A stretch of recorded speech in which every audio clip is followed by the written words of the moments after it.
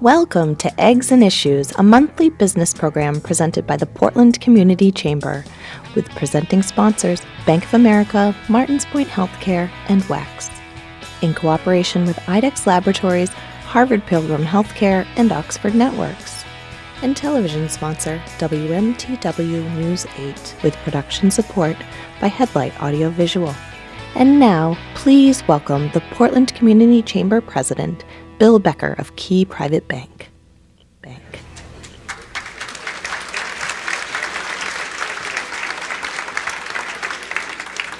Well, good morning and welcome to Eggs and Issues. This is Portland Community Chamber's monthly business forum where we gather to discuss business issues of the day. My name is Bill Becker, Vice President at Key Private Bank, and I'm the volunteer president of the Portland Community Chamber of Commerce. Our special guests today are Eileen Skinner, President and CEO of Mercy Health System of Maine, and Michelle Hood, President and CEO of Eastern Maine Health Systems. Eileen and Michelle will discuss Mercy's affiliation with EMHS and its impact on the greater Portland region. Now, it seems appropriate that we pause and mention, on behalf of the Portland Community Chamber of Commerce, that we welcome the news that the Portland Pirates will be playing at the Civic Center once again.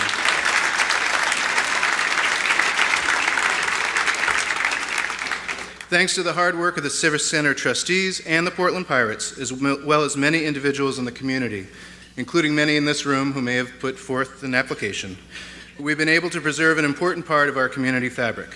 The Civic Center looks great, Spring Street is reopened to two-way traffic, and it will reopen very soon, and the Pirates will be home for their home games next season, helping many area businesses. Great job, and kudos who all helped move this forward. Next, I would like to offer a few words about our sponsors.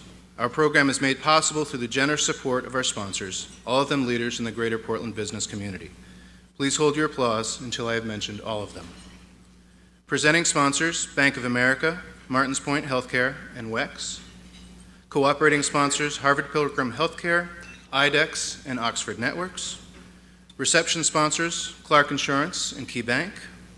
Overall production support of Eggs and Issues is provided by Headlight Audio Visual, and our program is broadcast by our friends at Time Warner Cable's on-demand channels 1, 950, and 1040.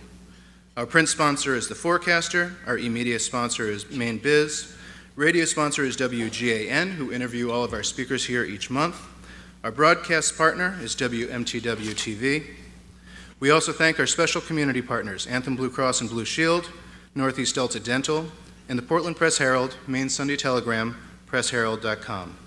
Now, please join me in thanking all of our sponsors for their generous support of Eggs and Issues.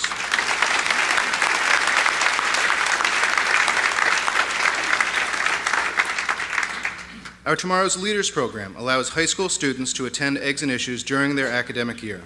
We'd like to thank our sponsors, AAA Northern New England, and Springborn Staffing for their support of this program. We would like to welcome many students to our event this morning, back in school after a snow day yesterday. With us, we have students from Westbrook, Portland, Catherine McCauley, and Cheverus High School. Students, would you please stand and be recognized?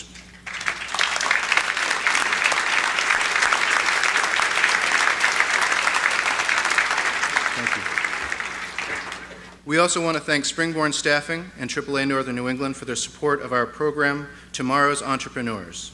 This program allows students from Southern Maine Community College's Entrepreneur Program to attend Eggs and Issues for free.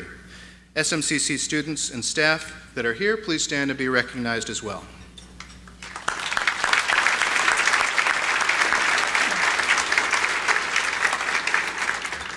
Baker Newman Noyes sponsors our Community Corner program, which allows area nonprofits to promote their organizations at Eggs and Issues. Our Community Corner partner this month is Amistad Peer Support and Recovery Center. The Amistad's Peer Support and Recovery Center has a mission to foster a community of people who are facing mental health and other life challenges, develop peer services, and advocate for changes to the mental health system, which are based on a belief in recovery and respect for meaningful consumer voice. Amistad began as a safe and welcoming place where adults with severe mental illness could productively spend some of their free time. It has grown over the years, and they now get visits from about 150 members in a typical day. In the past few years, Amistad has become a leader in developing services organized and delivered by peers. Now they operate 3 individual programs: the original Peer Support and Recovery Center in Portland, a peer support program in the emergency room at Maine Medical Center, and a peer support program inside Riverview Psychiatric Center. Open 6 days a week from 8 to 5, Amistad members go through their doors to catch a meal, get a shower, do laundry, meet friends, or volunteer. You can learn more about Amistad at www.amistadinc.com. With us today from Amistad are Executive Director Peter Driscoll and Business Manager Karen Murphy. Would you please stand and be recognized?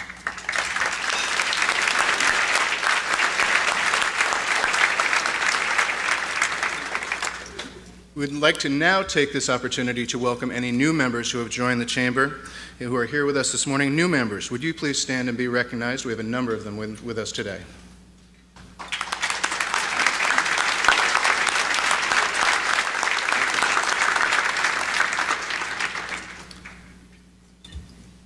We are also proud to welcome members of our Portland Veterans Network, our comprehensive free program for unemployed and student veterans, focusing on jobs, wellness, educational, and networking opportunities. We would like to extend a special thank you to Easter Seals of Maine, who has partnered with the Chamber to maintain and promote the Veterans Support Network. Finally, the Portland Regional Chamber has launched a new website this week.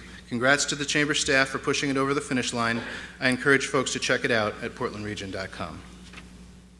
Following Eileen and Michelle's remarks, we will have a question and answer session. For this portion of the event, please use the microphone closest to your table and pose your question.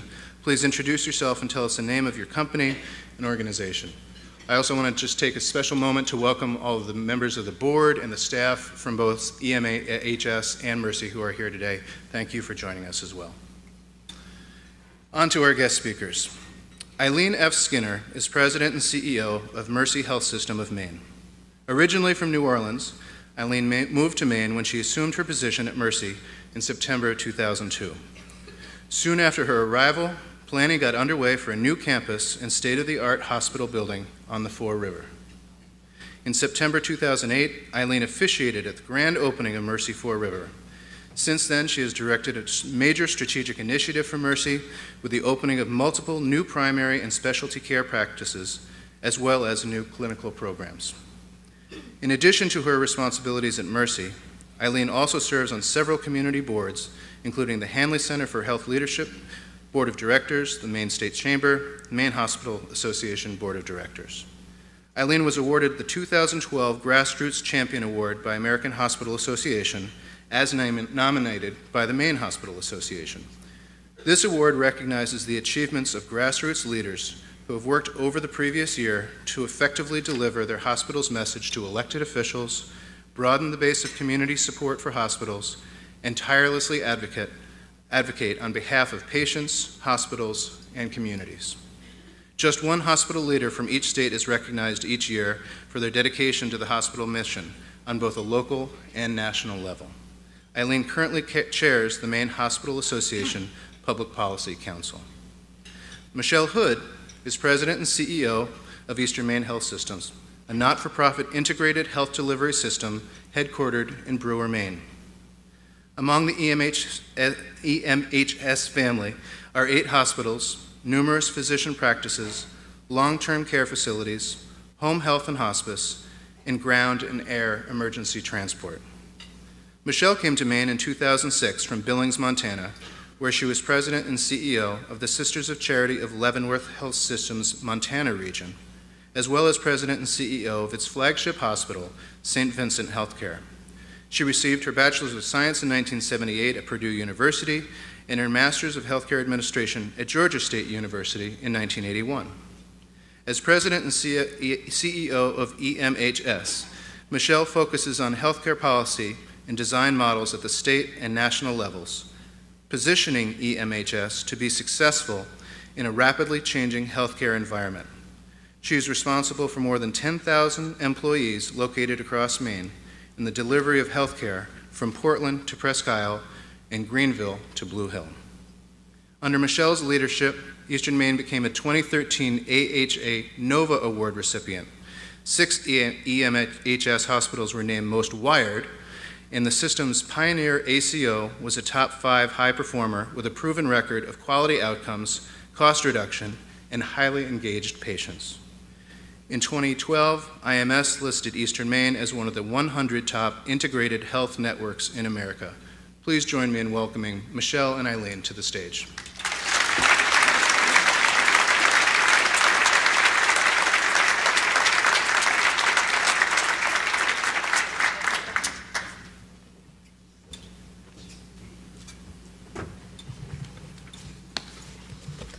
Thank you, Bill.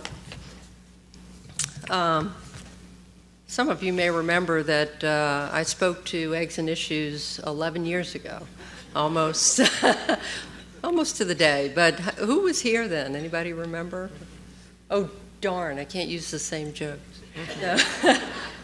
So I'm from New Orleans, as Bill said, and I drove in that morning for Eggs and Issues, and it was that time where it was just beginning to snow. And I'm like, oh my God, it's snowing. Nobody's going to show up. Little did I know that was like nobody even noticed. I thought it was pollen when it came down. So yesterday was a little bit different, of course, and I wanted to thank and recognize a lot of our EMHS colleagues that drove down last night in what was not the most terrific driving conditions. And we have 4 tables of Mercy board and EMHS and Mercy staff here that I'd like to stand up and be recognized for making it in yesterday. So please stand up.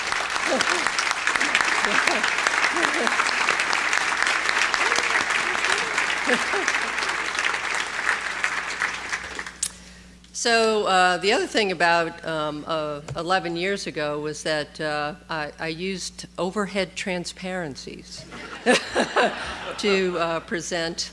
It was my thoughts about healthcare and whatever, and it was also taped on VHS tape. So see what's happened in 11 years. And one of the things that we talked about is, at that time, was healthcare policy and the gap of the uncovered between Medicaid and Medicare and private insurance, and some of the options to close that gap. Expand Medicaid, expand Medicare, make commercial insurance affordable. So guess what?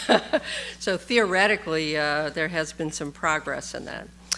So the purpose of us being here today is to share with you not so much about Mercy and EMHS, but more about what's happening in healthcare and why this transaction occurred.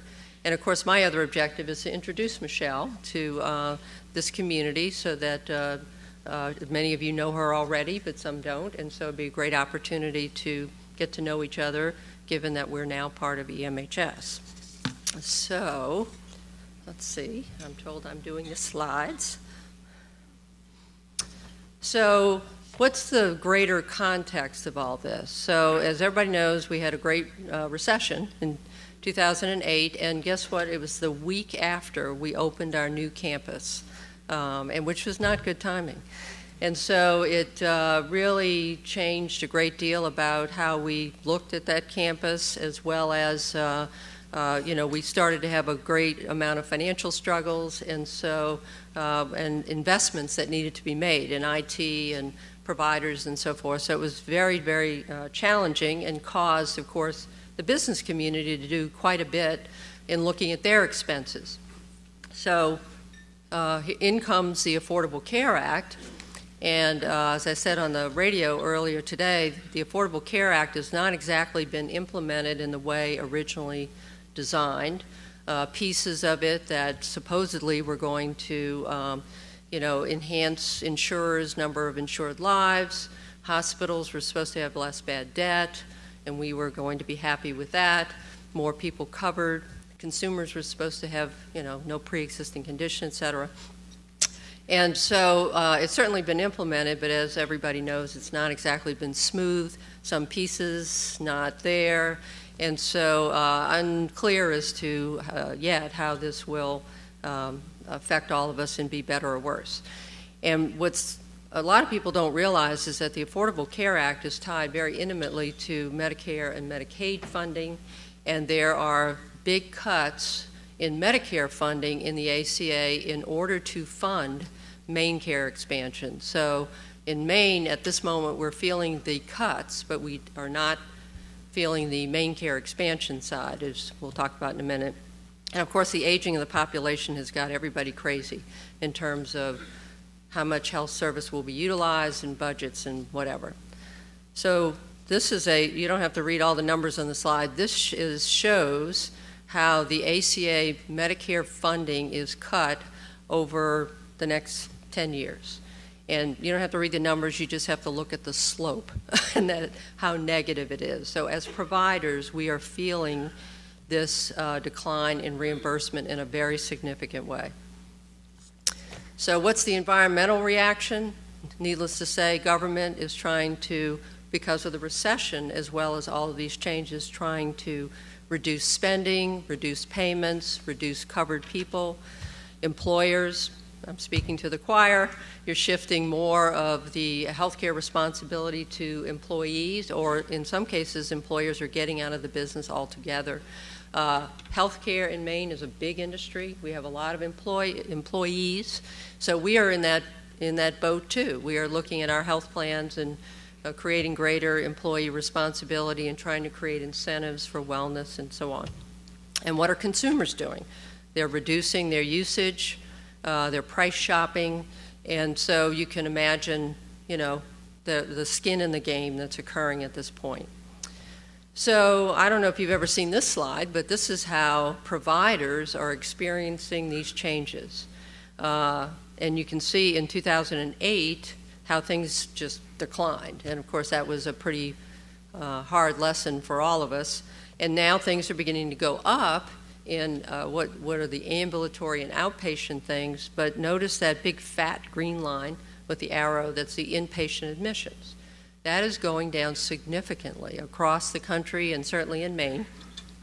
And it has to do with a lot of things. People who don't want to seek care because they don't want to pay for it, but it's also the work that we're doing that Michelle will talk more about in terms of chronic disease management.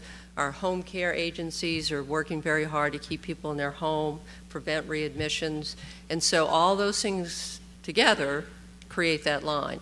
The important thing is, from a financial perspective, inpatient admissions to hospitals are a good financial yield.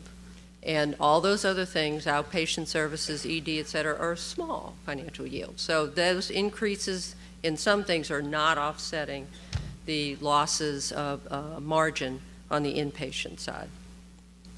So it's not good to be just a hospital today. So and then what's happening in the state? We still have Maine Care expansion as a question on the table in the legislature. Again, that is money that we have lost already in terms of Medicare cuts. So if we want to get some of it back, whether it's Maine Care in its pure form or a reformed program that would help increase the effectiveness and lower the cost of the program, we as providers are very much in favor of that. And of course, we're all very involved in that debate. As you know, DHHS always has shortfalls, so that's going to be an issue to close those gaps. State budget will, of course, address all these things. So again, more pressure. And then there's this nonprofit municipal service fees, trying to recoup some money from nonprofits in order to close revenue sharing gaps. And then there's now a cap on charitable contributions or on deductible contributions that will also affect health care. So again, just everything going in the wrong direction from our standpoint. And thanks to our friends at Maine Health, they put together this wedding cake slide, which shows you all of the things affecting health care providers in terms of cuts. It's not just the ACA, it's not just DHHS. There's a sequestration and, sustainable growth rate, and I'm not going to go into all these things, but it adds up to about $240 million for Maine per year that we lose. And then at the same time, here's the other kicker for businesses, is that with the Affordable Care Act and more covered individuals under Medicaid expansion nationwide, the actual utilization of health care is predicted to go up quite a bit, which will also create more pressure to reduce expense. So what are all the things we're dealing with? Our rating agencies are looking at health care with a negative outlook at this time because of those factors. Reimbursement is reducing, care is shifting to other settings, we're all implementing cost-cutting measures, we're deferring capital improvements, And at the same time, we're trying to move to accountable care, population health models, but we're not sure how we're going to get paid. And then the related point for Mercy is to deal with all of these things and to achieve scale. Smaller organizations are merging into larger systems in order to get efficiencies, access to capital, and also, in this case, access to covered lives under accountable care. So a quick point about Mercy, in case you don't know much. Our mission is to provide excellent care, but particular attention to the underserved. We work, our vision is to work through partnerships with other individuals to achieve that. And then, of course, joining EMHS. So Mercy's history, almost 100 years old, formed during the great influenza flu epidemic in 1918 in collaboration with the bishop. But some of the key dates are in 2008 was the opening of Fore River. We completed our primary urgent care network a couple years later. This is where our investments came in. We formed an orthopedic co-management LLC structure, so orthopedics is a big service line, and in 2013 became part of EMHS. We were a member of Catholic Health East. That was our corporate parent, a Catholic system from Maine to Florida. And so it's difficult to leave a Catholic system, being Catholic, but EMHS has agreed to preserve our Catholic identity, and we have an agreement to that effect. The Vatican approved our proposal, and the Sisters of Mercy are sponsoring Mercy directly, so we are still Catholic. So why is EMHS the right partner for Mercy? Culture eats strategy every day, so the cultural fit is very strong. Everybody feels like they know each other, one big family. Many people did work with each other in the past, and some people are part of the same family. So it feels very good. Both very quality-driven, both very mission-driven, very community-oriented. The population health, from a strategy perspective, we believe that Mercy is well-positioned for that. We have very complementary strengths and values, and we're very focused on improving access and outcome.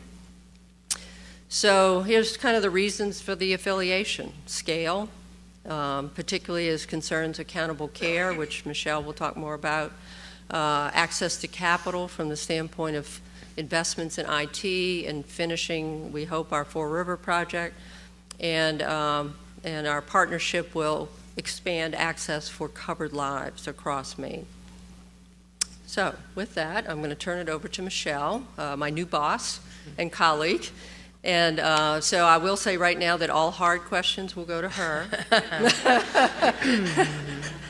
And I'd like to say that I have been so impressed with Michelle from the standpoint of she is so involved and knowledgeable from a national healthcare policy perspective, and I think will serve Maine and Portland very well. So with that, Michelle Hood. Thank you, Eileen. Okay.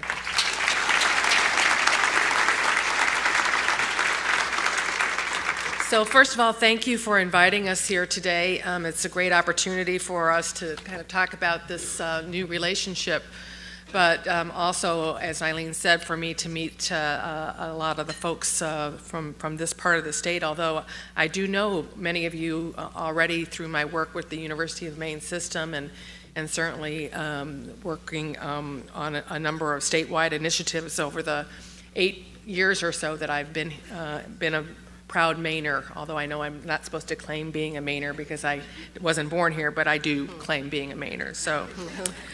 So thank you for inviting us. A little bit about EMHS, won't dwell on this too much, but I think as Eileen said, it is important to understand that we did a lot of due diligence around whether or not, one, we could meet the business imperatives of the changing healthcare environment more effectively if we joined our forces together.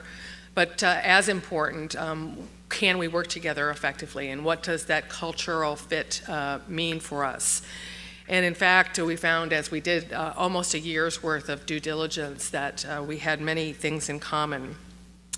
The mission that EMHS has operated under since 1998 states that EMHS's mission is to maintain and improve the health and well-being of the people of Maine through a well-organized network of local healthcare providers who together offer high-quality, cost-effective services to their communities.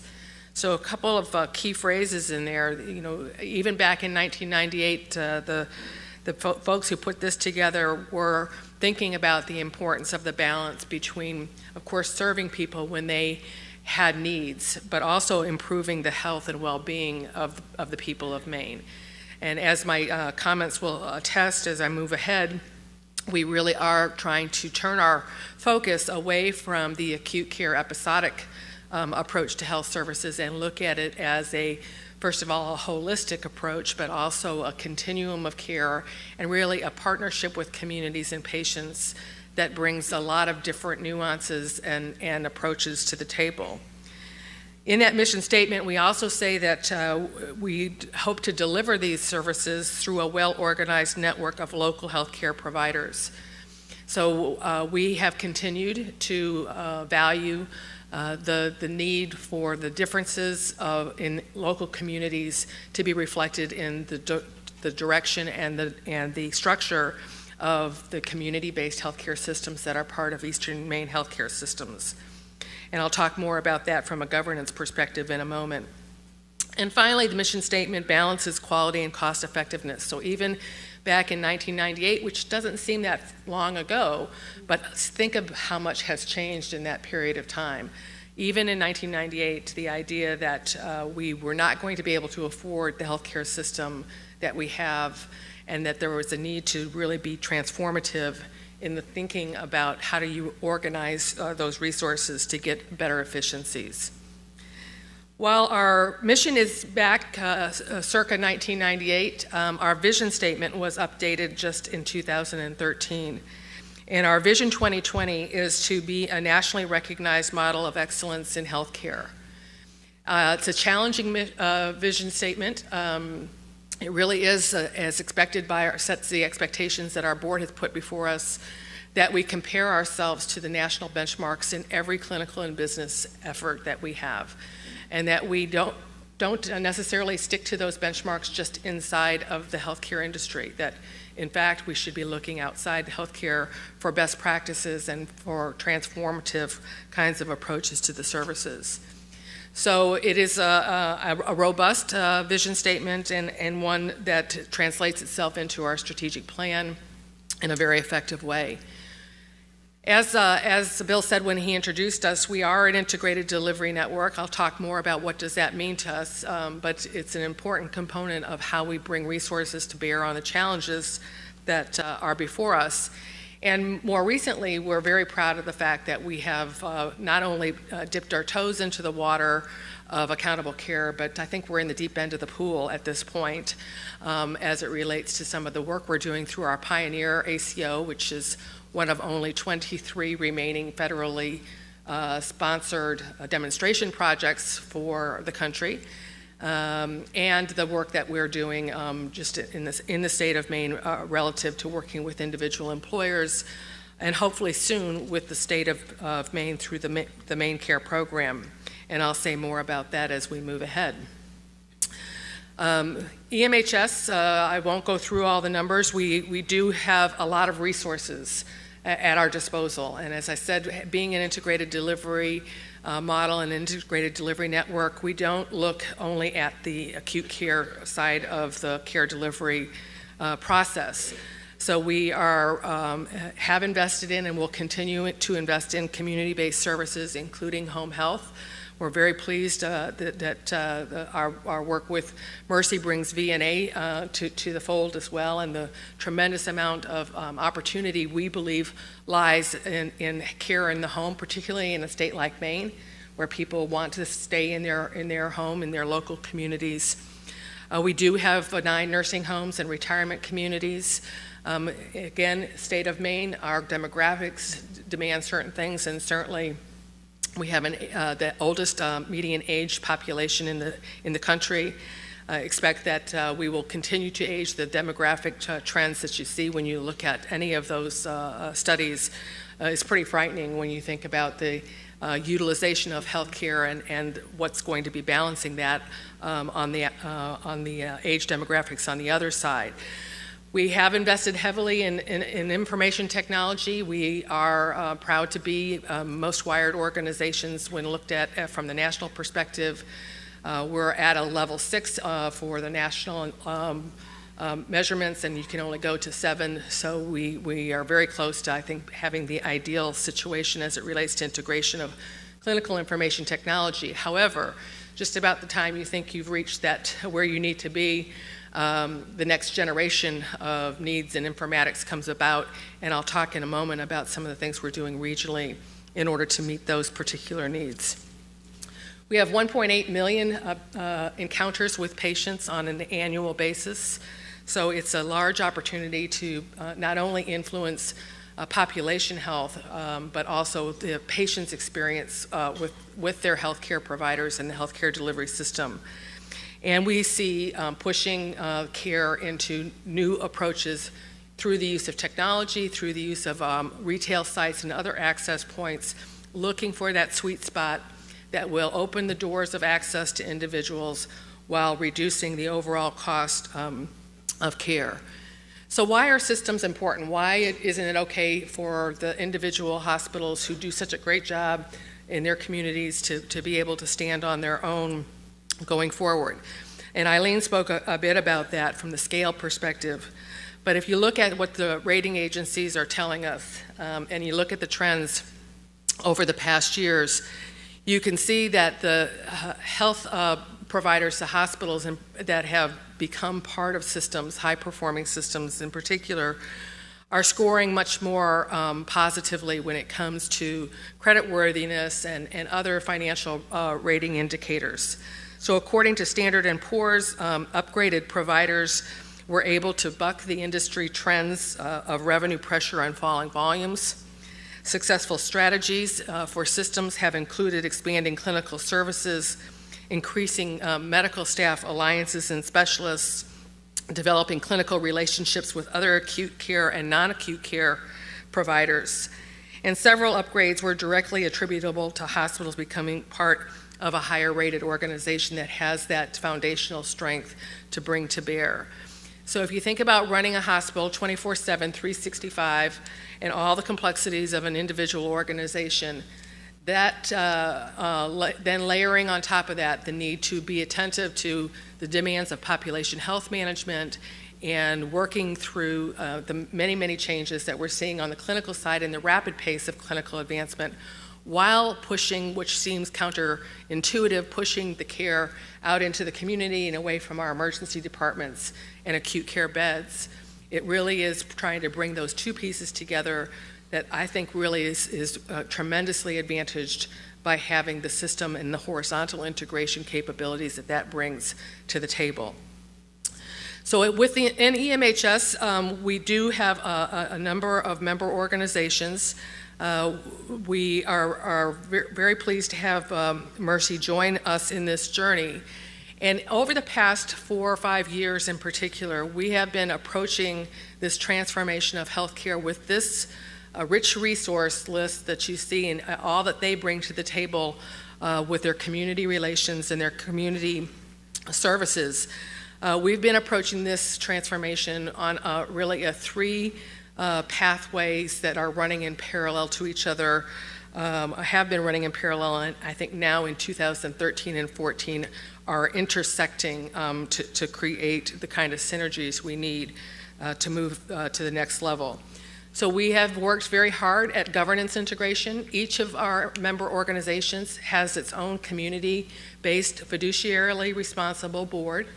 That does reside at the local level. There are the new bylaws that we have created for member organizations and for the system board have provided additional flexibility and I think the capability for our boards to work in tandem with each other.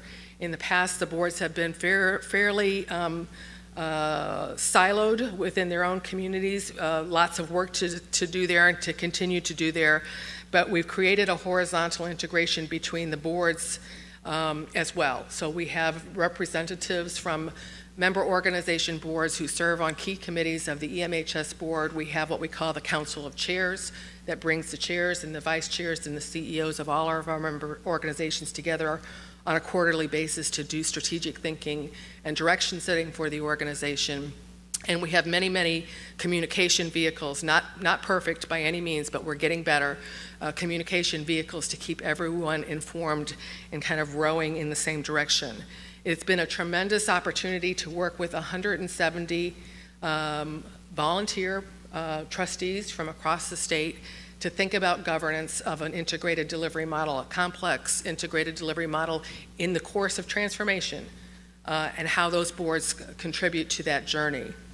In addition, we have clinical integration efforts underway, so we are increasingly mixing the physician and clinical leadership across our organization together to think about how is it that we provide the best possible patient experience and meet the needs of an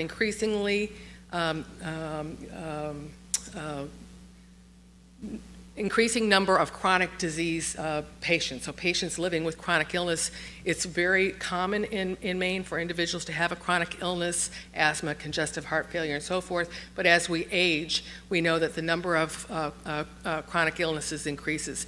So the complexity of the care changes as well.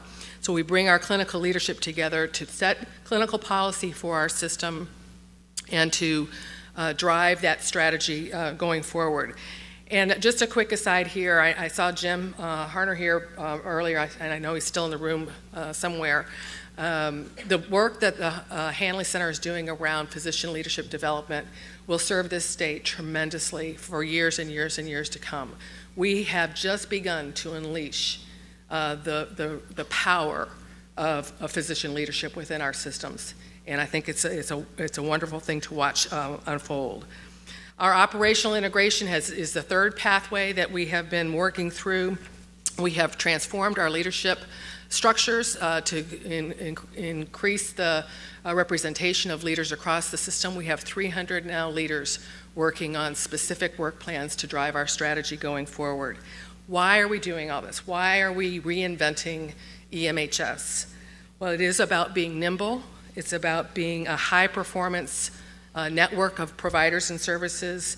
It's increasing our capabilities in leadership competencies. We have an entire effort around driving competency development, so we practice evidence-based leadership. And as I said, it's about unleashing the power of physician leadership as well. Our philosophies, though, remain pretty constant. We think care is best delivered close to home.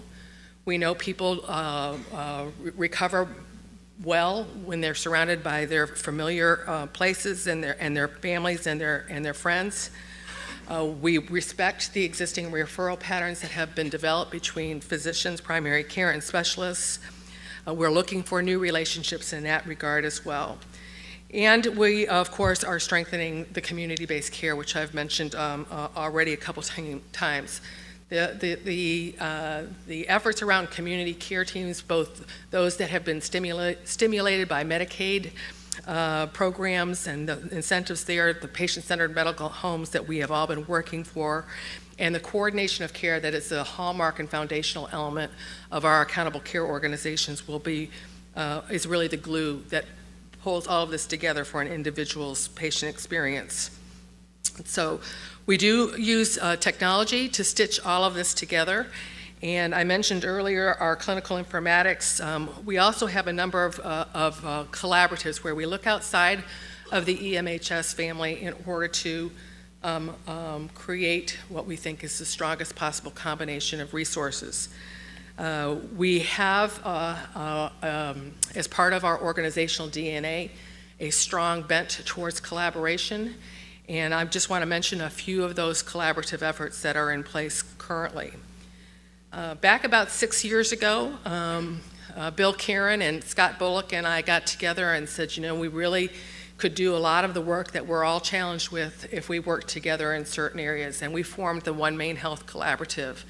It is an effective group that has taken on challenges in many business and clinical areas. We continue to meet every other month to look at new opportunities and to and to help each other tear down any barriers around that.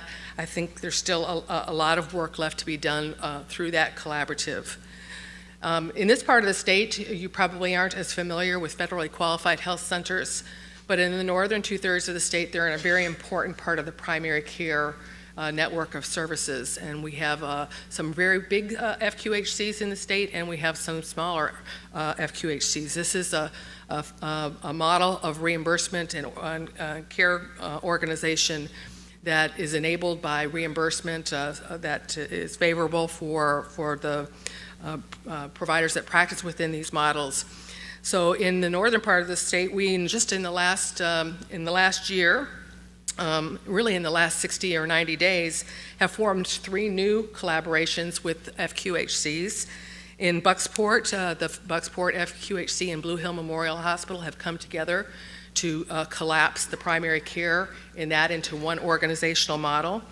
In Ashland, the Ashland Clinic, which in the past has been owned and operated by the Aroostook Medical Center out of Presque Isle, has formed a collaboration with the Katahdin FQHC to provide a more organized and collaborative approach to primary care in that area.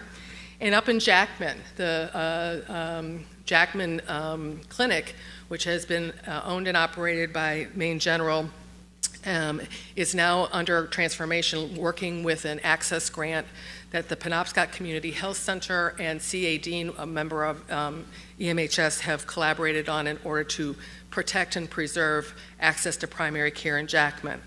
So we have great relationships with FQHCs across the state and continue to work on that on a quarterly basis and in an organized way. Together with Maine Health and Dartmouth and Fletcher Allen out of Vermont, we now have a new company called the Northern New England Accountable Care Collaborative. We started that company about 2 years ago now, and it is all about informatics. It's about use of information and metadata to do predictive modeling about population health trends and where is it that our high-risk populations have needs that we are not meeting. Ultimately, it will also give us a very rich clinical database when combining the data from all of our organizations in order to assess best practices around high acuity and low acuity types of services, and how is it that one of our systems may be doing a better job than another, and how do we share those best practices across the region. We also hope at some point that collaborative with the 3 states will open doors for us to model Maine care delivery, Medicaid delivery across the 3 states in a different way, as well as some other opportunities at a federal level. The High Value Health Collaborative is a collaborative of about 30 systems across the U.S. Maine Health also is a member of that. EMHS is a fairly recent member of the High Value Health Collaborative. This is a physician-led effort to bring best practices around specific clinical programs and services and to rapidly replicate it in high performing systems across the country. So 2 of your systems here in Maine are members of this fairly small group of organizations that are committed to bringing the triple aim to life. That is reducing overall costs while improving the patient's experience and working towards population health management. And then we have, just want to say a little bit about where all of this started for EMHS. It really started back in 2007 or 8 when we decided we would apply for a Beacon Community Grant. And we were part of that 3-year national demonstration project. It ended in March of 2013. It allowed us to practice care coordination around population health issues for the first time in a very organized way.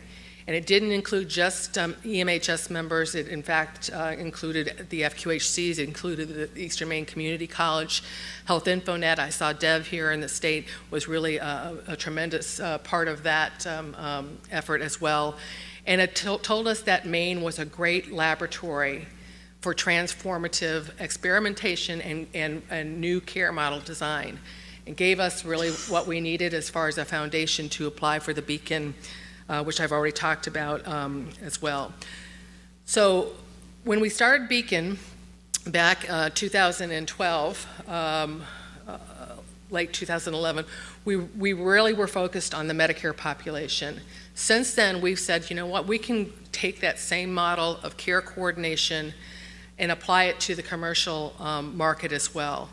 And we've, as a result, grown our network of service providers under that through contractual relationships, so that we now have 600 providers and about 60,000 lives under some sort of value-based plan design risk strategy that allows us to think about care delivery as a less than an episodic and a much broader kind of approach. But before that even started, we were doing the same thing with our own employee population. We're an employer, large employer. We worry about the same things that you all do about the trends in healthcare. And back in 2007 or so, we started our journey with our employees about practicing better care coordination and management. So this is a slide, and you'll see it on page 37 of the handout that you have at your place. It tells our story about care models and care coordination, the EMHS difference in care. And we've successfully been able not only to manage the overall cost of health care for our employees. We've had a trend of 3.2033, I think, year-to-year percentage increases over the last 5 years or 6 years now. So we've successfully stabilized our healthcare spend for our employees and their dependents. But you can see we're really proud of this particular slide, because what it tells you is not only have we controlled the cost, but we've actually improved the quality of life and reduced the incidence of illness in our employee population. We've moved people out of high risk or moderate risk into lower risk or no risk segments of the population. So it is about quality of life, and it is about overall cost. I mentioned that we are reaching out to form this network of interested providers. We feel it's very necessary to have this kind of broad reach, because we want to be competitive when we're talking with the Employee State Health Commission or the University of Maine system, who have, or national providers who have contracts that have lives across the entire community. So we have EMHS members, and then we have other providers who have come on to the model and are working with us using the same quality indicators, the same expectations around utilizing our disease registries and submitting their information, getting their physician leadership together on a regular basis to say, what are we doing right, how can we do better, and working as a collaborative across the state to improve the health services for the people we serve. From the shared community benefit, commitment to community benefit, I won't talk about all these, but as I mentioned, we are pushing things out into the community in a big way, have lots of presences as far as that goes. And as Eileen said, there are lots of reasons why this is a good collaboration, a good merger for our two organizations. We do believe in preserving choice for patients and employers. We think that we are already beginning to see improved performance, allowing us to extend our population health management and the triple aim approach to health services, and lots of opportunities for scale and efficiency to be applied as we move ahead. I've talked about these, so in the interest of time, I think we want to be able to have some questions. I will conclude by saying, we are in a period of rapid evolution within the healthcare industry. Eileen mentioned Affordable Care Act. I don't think any of us believe that it will not change significantly as we move ahead. There's going to have to be some very foundational, fundamental changes to the underlying economic principles of the Affordable Care Act as we go ahead. But many of the tenets on which it was based, which is the need to transform health services, will withstand the test of time. We will be, I think, positioned as a result of the work that we're doing within EMHS and in other providers in the region. The Northeast and Northern New England in particular is looked at nationally as really a hotbed of innovation right now.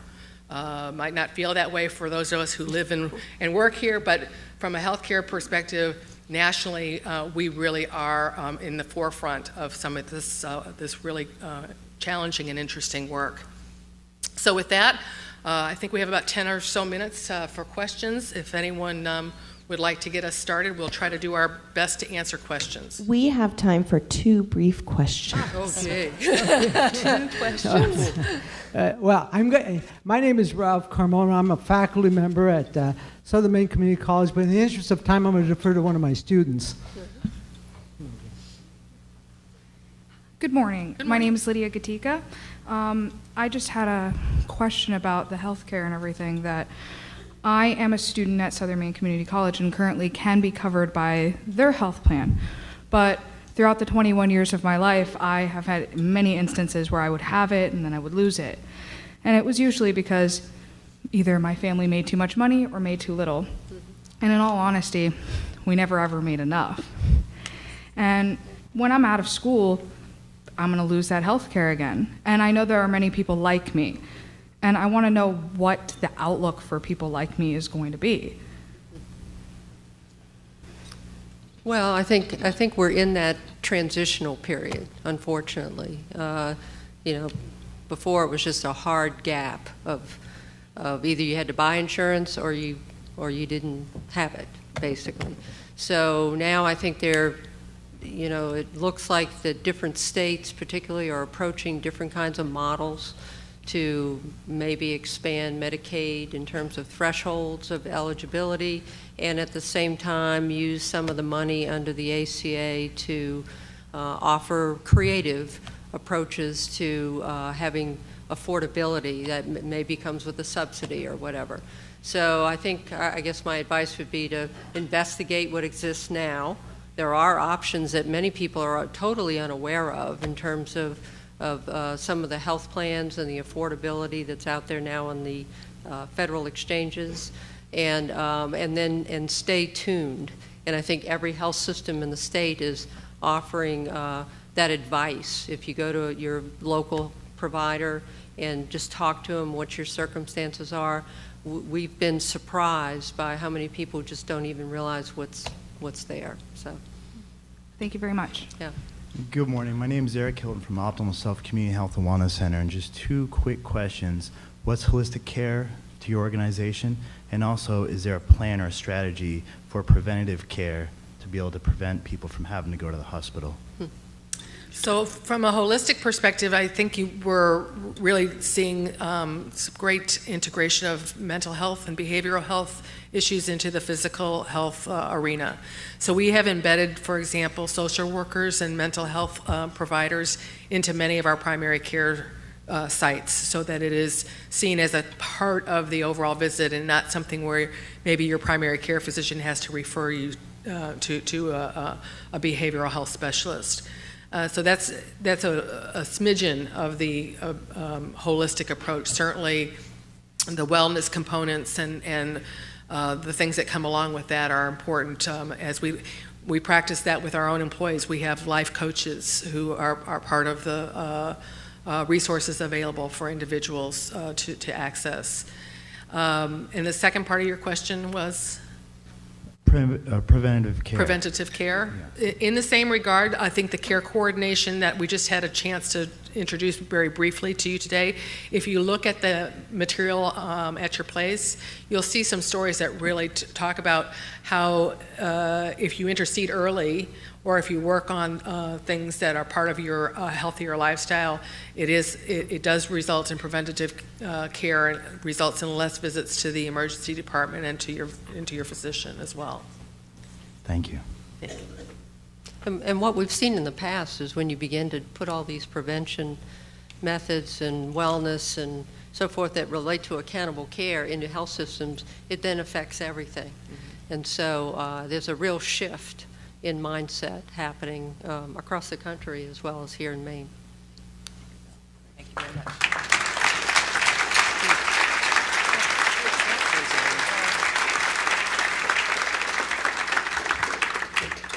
Thank you very much, Eileen and Michelle, for describing the integration and how it's going and what the overall outlook looks like for healthcare, and for introducing us to many more acronyms than we had.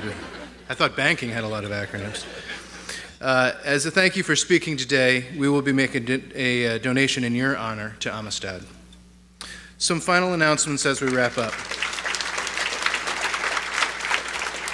You can stay up to date on everything related to the Chamber by connecting via Facebook, LinkedIn, and Twitter. Stay tuned to the Chamber's new website for video of this morning's Eggs and Issues, and as always, the photos taken here this morning will be available for viewing on Facebook and Flickr. Thanks again for joining us. We hope to see you again on March 6, 2014, when we will welcome Gregory W. Powell, President and CEO of Dexter Enterprises and Chairman of the Harold Alfond Foundation, as our speaker. Thanks again, and have a great day.